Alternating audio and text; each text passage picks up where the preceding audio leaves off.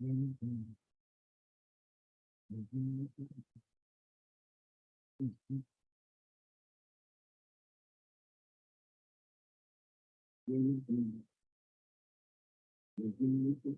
hi, this is John Wren, and we're here on YouTube, sort of live. I'm seeing my face when I first turned on the computer.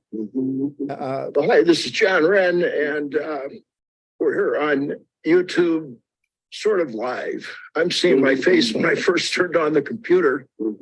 Hi, this is John Wren, and we're here on YouTube, sort of live. I'm seeing my face when I first turned on the computer.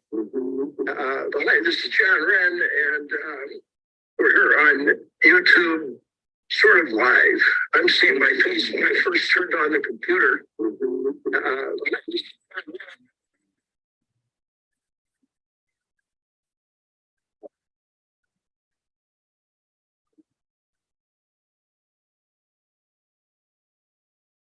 And now it seems to be going quiet, so I'll try talking again. The idea is a place to go each afternoon, Monday through Friday, if you're bummed out, a place to talk.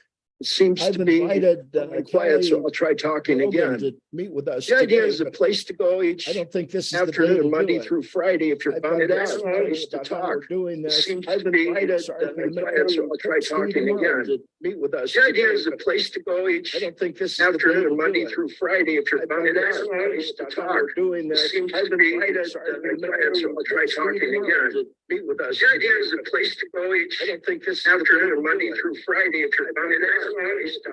Doing that.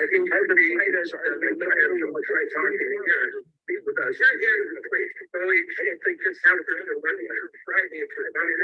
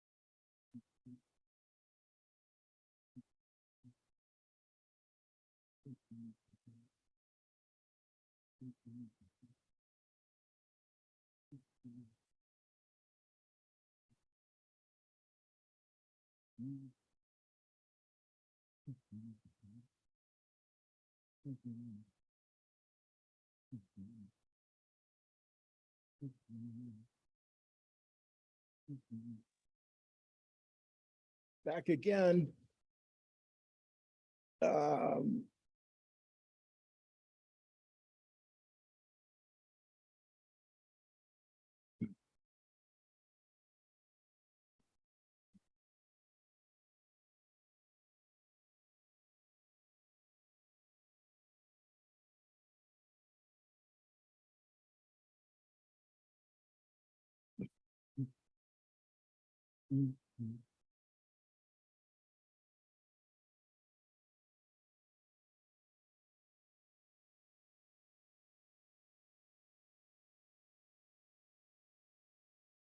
What I'm doing is waiting for somebody to come on. It's 4:30. We're saying to be here at 4:30 sharp, so we may have some people joining us. If not, I've been ever since 1990 trying to do what I can to strengthen the voice of the common person in both business and politics. As far as politics, I think you could use as a gauge January 6th. Now, I didn't encourage that in any way, but you did see people with a voice that haven't had a voice before. Now I'm saying an informed voice, because I think people are mistaken when they approach politics like mob rule. That's why the founders were against democracy. But to be a republic like the founders had in mind, we need to have active participation in our own neighborhood. Everybody should be involved in politics. A very famous politician, Tip O'Neill, said, all politics is local. And who is your precinct committee person? You should be talking with them, meeting with them each month. And then they feed into the system that controls the people in Washington, D.C. Right now, it's like a dog without a leash. Let's put the leash on. And so I'm going to continue, I've decided, through the 2024 elections, not to advocate for one candidate or another. I don't think the problem really is at the top. I think you could get Mother Teresa elected to Washington, D.C., and she'd fall right into lockstep with them. You can't be a part of, nearly 500,000 people and not be affected by it. And so the problem is the controlling force that holds the leash is your precinct committee person. Who is it? Should be you. If it's not you, help the existing one, then that position should turn over frequently. These worn out old biddies that just block it and say nobody will volunteer because they're so miserable to work with, they're the big part of the problem. But you can persist, and don't go to the Capitol and make a fool out of yourself. I mean, Trump is an idiot, and you should be ashamed. Just because you're a common person doesn't mean you have to support somebody like Trump. I had friends here in Denver that I just couldn't believe were supporting Trump. Now, I also have Trump supporters that won't talk to me. Now, I can't imagine not being friends with someone because they didn't support Trump. That's missing the point of our representative democracy. We have an election, and then the representatives represent all of us. That's the way it used to be. I've seen it that way. I know that it works when it's done that way. So I'm going to continue through 2024 and try and be a little more clear about that with maybe the aid of this. And I have no idea where this is going. I think I've turned on the YouTube, but I may not have. Let's see. Yeah, it should still be live streaming according to this. So, I'm going to do this every afternoon from 4:30 until there's nobody to talk to at 4:45. So I'm going to stop in about 10 minutes. And if somebody joins us, we'll talk to them. I've invited Kelly Brogan, and she's got a very interesting podcast, The 25 Things About Herself That Have Changed. And it's very interesting. I suggest you listen to it. You can see it on our Twitter link. This links to Two-Way Prayer, the Twitter group, Two-Way Prayer. This is our podcast. I suppose you call it a podcast, a broadcast, some cast, a pale cast, a shadow cast, whatever this cast is. The caste system in India is a different thing, but we're talking about, in a way, that same kind of caste system, because the common person, the average ordinary person, that's the person that's made America great, not these people they build monuments to. It is that little old lady that does the work of the party, except we have them now that are really just self-well-run riot. They're part of the problem. They go bad, they bottle it up. Everybody's driven away from participating, and we don't have the political party as it was once designed to be. It's a melting pot, and it's designed so that neighbors get together. The entire state is divided into counties and districts and precincts. And every 2 years here in Colorado, the Colorado caucus, now it's about to be taken off of Wikipedia. It's clear. They've kicked me off of Wikipedia.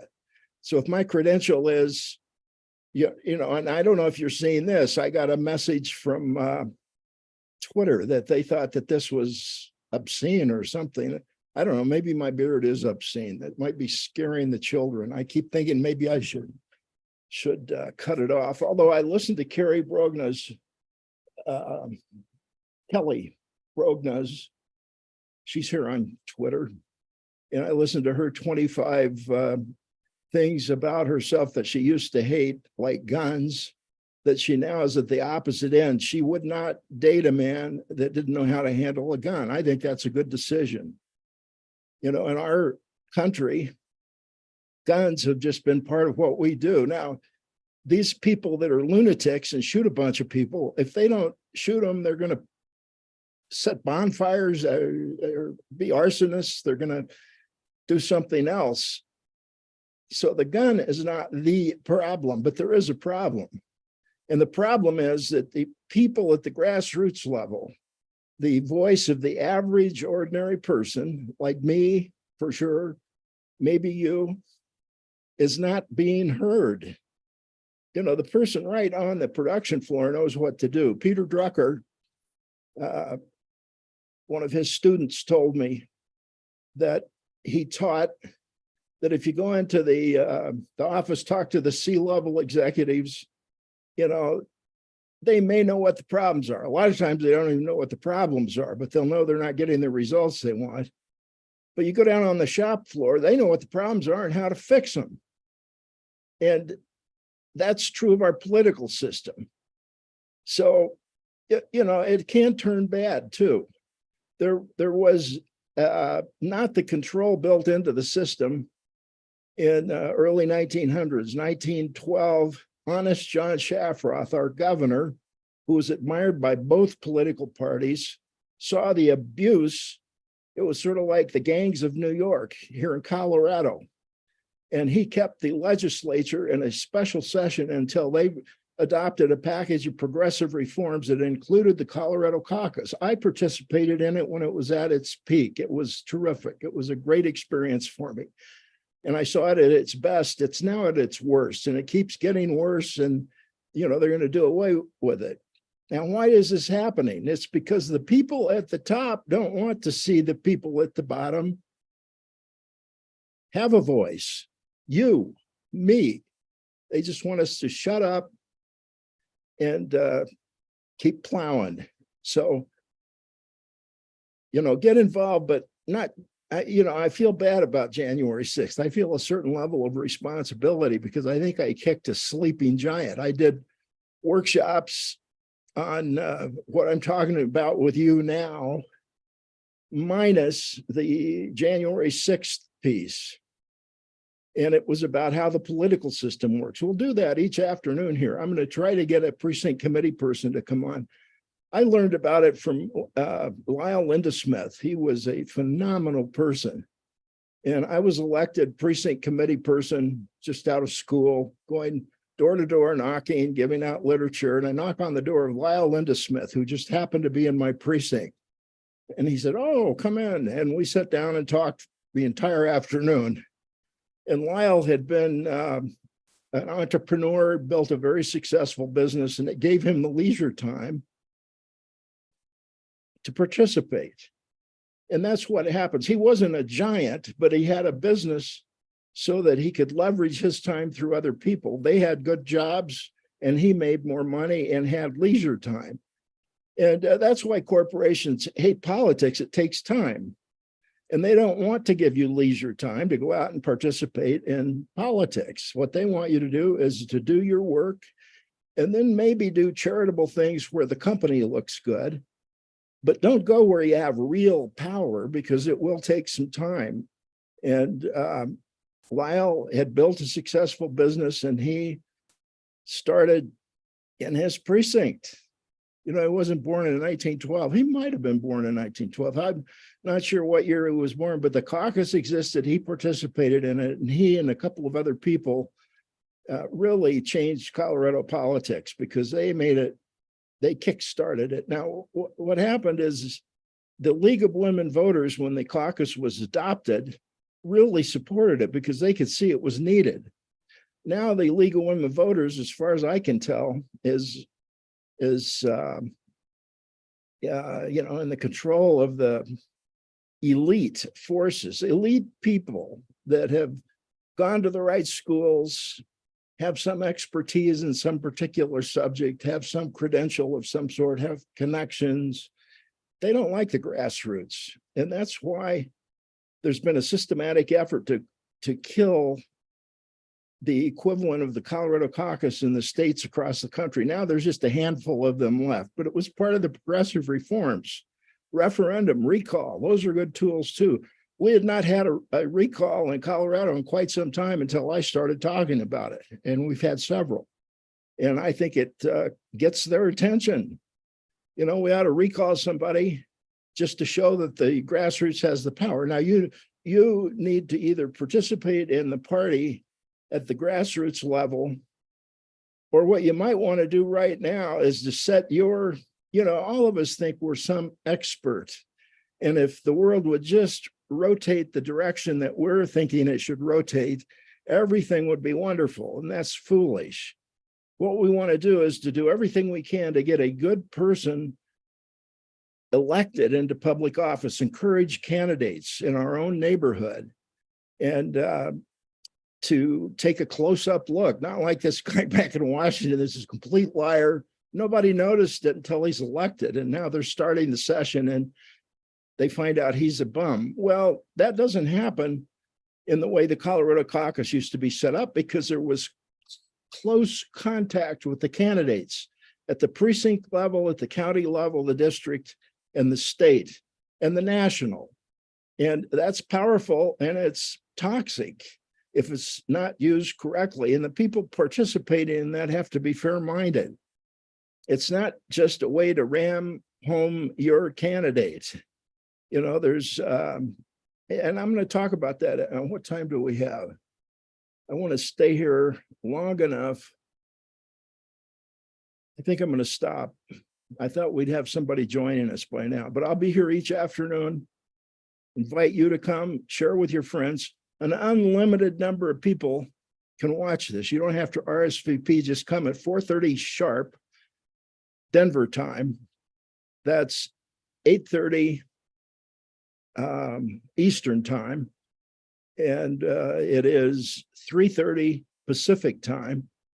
And we'll be here each afternoon talking about the common person and how we can be affected in politics and business.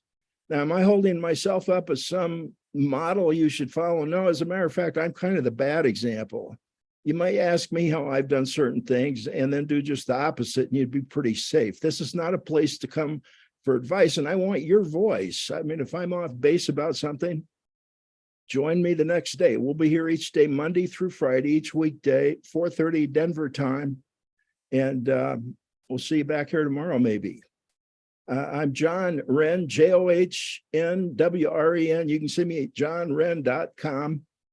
The Twitter account that we're using is Two-Way Prayer, because there is more in heaven and earth, Horatio, than is dreamed of in your philosophy. And that is what we need to listen to, is that gut where you know what the right thing is to do. And I think you're thinking right now, maybe I should help this guy, and I hope you do. If you want to talk to me personally, give me a phone call, 303-861-1447. That's 303-861-1447. And let's remember, life is very short. So let's go get started. Thanks for watching.